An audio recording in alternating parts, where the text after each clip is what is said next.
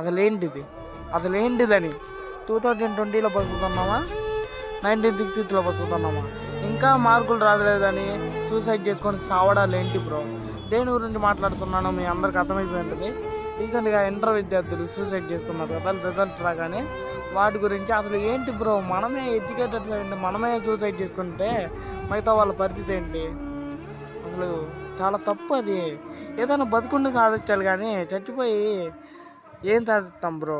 అది కాదు, ఇప్పుడు మార్కులు ఫెయిల్ అయ్యావు ఎగ్జామ్లో, ఏం జరుగుద్ది?